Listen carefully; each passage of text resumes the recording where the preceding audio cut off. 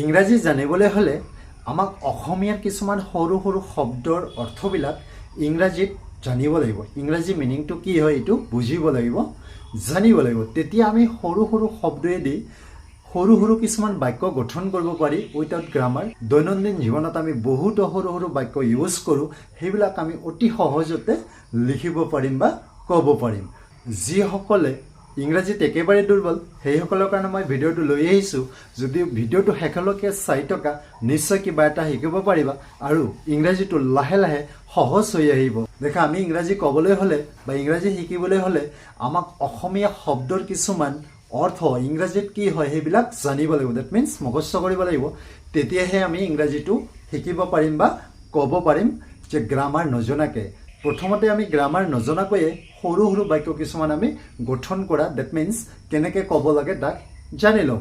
তো এতিয়া মই ভিডিঅ'টোলৈ আগবাঢ়িছোঁ যে আমি দৈনন্দিন জীৱনত কিছুমান কথা ইউজ কৰি থাকোঁ, ডেট মিনছ কিছুমান শব্দ ইউজ কৰি থাকোঁ, তাকে মই আজি দেখুৱাই দিছোঁ। আৰু সেইবিলাক অতিশয় প্ৰয়োজনীয়। যেতিয়া আমি ইংৰাজীত কথা ক'বলৈ যাম বা ইংৰাজী শিকিবলৈ যাম, এইবিলাক অতিশয় লাগতিয়াল, আমি জানিবই লাগিব। কাৰণ এইবিলাক নহ'লে আমি ইংৰাজী অতি সহজতে শিকিব নোৱাৰি আৰু টান হৈ থাকিব। চ' ইয়াতে মই লিখিছোঁ মই। তো মই কেতিয়া ইংৰাজীত কি কয় এইটো নিশ্চয় তোমালোকে জানি পোৱা। তো মই মানে হৈছে আই, আকৌ মোৰ, মই মোৰ, মোক। তো এনেকৈ আমি অৰ্থবিলাকৰ মিনিংছ জানিব লাগিব। যে মই মানে আই, মাই মানে মোৰ, আকৌ মোক মানে কি হ'ব মি। তেনেহ'লে আমি I my me, that means মই মোৰ মোক, আই মাই মি। আকৌ চোৱা তেওঁ, তেওঁ মানে হৈছে হি, আকৌ তেওঁৰ বা তাৰ যদি আমি কওঁ তেতিয়া ক'ব লাগিব হিজ। আকৌ তেওঁক যেতিয়া আমি ক'ম হিম। এইবিলাক আমি দৈনন্দিন জীৱনত ইউজ কৰিয়ে থাকোঁ। আকৌ তাই মানে হৈছে সি, তাইৰ মানে হৈছে হাৰ, তাইক মানে হৈছে এইটোও মানে হাৰ। আকৌ আমি মানে উই, আমাৰ মানে আৱাৰ, আমাক মানে আছ। এইবিলাক আমি জানিব লাগিব।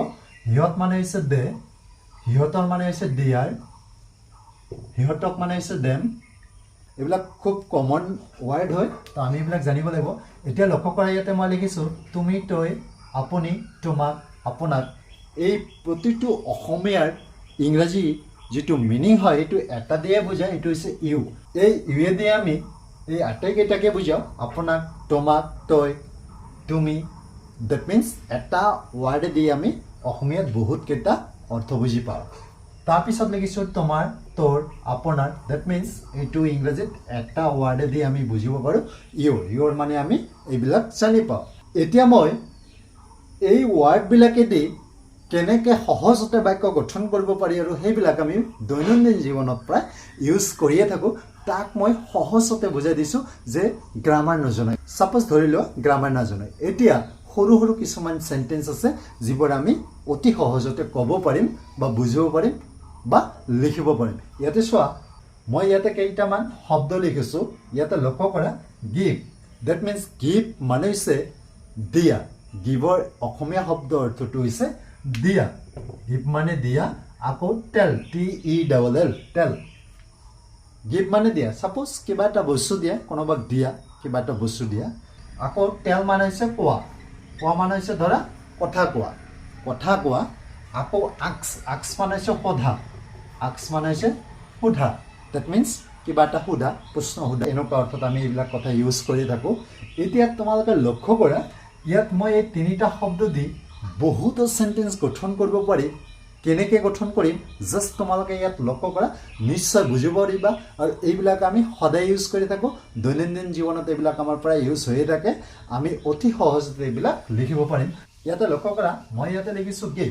এতিয়া গিভৰ পিছত তোমালোকে যদি মিটো লগাই দিয়া, ছাপ'জ গিভ মি, তেতিয়াহ'লে কি হ'ব? গিভ মানে দিয়া, মি মানে মোক, গিভ মি হৈ গ'ল, গিভ মি। আকৌ যদি হিম লগাই দিয়া, গিভ হিম, তাক দিয়া। আকৌ যদি হাৰ লগাই দিয়া তেতিয়াহ'লে কি হ'ব? গিভ হাৰ মানে তাইক দিয়া। আকৌ যদি ইয়াতে আছ লগাই দিয়া তেতিয়াহ'লে কি হ'ব? যে গিভ আছ। চ' ভেৰি ইজি, এইবিলাক আমি অতি সহজতে লিখিব পাৰিম। ছাপ'জ গিভ মি। এইবাৰ যদি তোমালোকে ইয়াত লিখা এ পেন, তো হৈ গ'ল give me a pen, give me a book. তো অতি সহজতে এইবিলাক আমি লিখিব পাৰি যে গ্ৰামাৰ নজনাকৈ। আকৌ suppose give him a pen, তাক এটা কলম দিয়ে, গিভ হিম এ বুক। তো এনেকৈ আমি ইয়াতো যদি লিখি দিওঁ a pen, that means give her a pen, তাইক এটা কলম দিয়া, গিভ হাৰ এ বুক। এনেকৈ আমি বিভিন্ন কথা ক'ব পাৰি। জাষ্ট এই দুটা শব্দ জোৰা লগাই কিনে আমি বহুতো চেণ্টেন্স গঠন কৰিব পাৰি। আকৌ ইয়াতে লক্ষ্য কৰা, গিভ আছ এ পেন, এইটোও চেম অৰ্থ বুজাব, গিভ আছ এ বুক। তো এই ধৰণে এই চেণ্টেন্সবিলাক আমি সহজতে কৰিব পাৰি। জাষ্ট আমি কিছুমান অসমীয়া শব্দৰ অৰ্থবিলাক ইংৰাজীত কি হয় জানিব লাগে, আৰু এই ধৰণে চেণ্টেন্সটো গঠন কৰিব লাগে। নিশ্চয় বুজিব পাৰিছা। আকৌ এইবাৰ যদি মই গিভৰ ঠাইত টেল লিখোঁ, তেতিয়াহ'লে কি হ'ব? টেল মানে কোৱা, ডেট মিনছ কথা কোৱা। এইবাৰ যদি মই টেলৰ ঠাইত আক্স লিখোঁ, তেতিয়াহ'লে কি হ'ব? আক্স মানে হৈছে সোধা, ধৰা কুৱেশ্যন সোধা, কিবা এটা বস্তু সোধা। তেতিয়া আমি কি কৰিম যে আক্স মি, মোক সোধা। ছাপ'জ মোক সোধা এ কুৱেশ্যন, মোক এটা কুৱেশ্যন সোধা। তো এই ধৰণে আমি চেণ্টেন্সবিলাক অতি সহজতে লিখিব পাৰি। আকৌ আক্সিম, ডেট মিনছ আক্সিম, তাক সোধা এ কুৱেশ্যন। এইটো এনেকৈ আমি ক'ব পাৰি বা লিখিব পাৰি যে আক্সিম এ কুৱেশ্যন, আক্স হাৰ এ কুৱেশ্যন। তো এইদৰে আমি ইজিলি লিখিব পাৰি। আক্স আছ এ কুৱেশ্যন, এইটো কি হ'ব? যে আমাক এটা কুৱেশ্যন সোধা। দেখা, ভেৰি চিম্পলি মই বাক্যবিলাক কৈ আছোঁ আৰু লিখি আছোঁ। নিশ্চয় বুজিব পাৰিছা। তো এই ধৰণে আমি চেণ্টেন্সবিলাক গঠন কৰিব লাগিব অতি সহজতে। গ্ৰামাৰ নাজানিলেও এইবিলাক আমি লিখিব পাৰি। এতিয়া আকৌ মই ইয়াতে লিখিছোঁ, লক্ষ্য কৰা, এম ই ছাৰ, এই কেইটামান হৈছে হয় বা হ। এই তিনিওটা মিনিংটো কি বুজালে? হয় বা হ।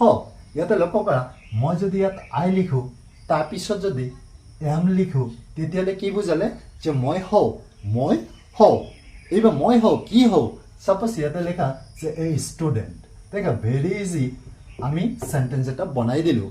আকৌ ইয়াতে যদি লিখা যে হি, এটা বস্তু মনত ৰাখিবা যে জাষ্ট আইৰ লগত এমটো লিখিব লাগিব।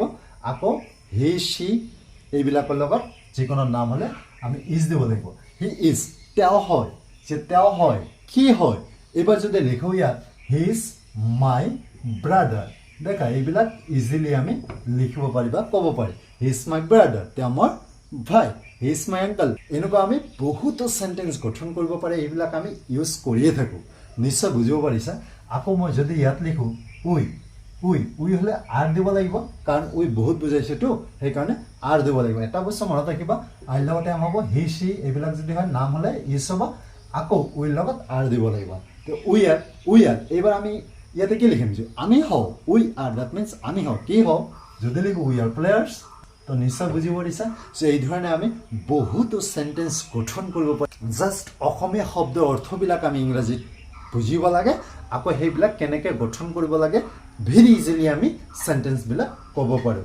এনেকৈ আমি শিকিলে ইংৰাজীটো অতি সহজ হৈ আহিব। যিসকলে অতিকৈ দুৰ্বল ইংৰাজীত, তো সিহঁতৰ কাৰণেও অতি সহজ হ'ব। জাষ্ট আমি ইংৰাজী মিনিংটো জানি কিনে সৰু সৰু চেণ্টেন্সবিলাক গঠন কৰিবলৈ শিকিম।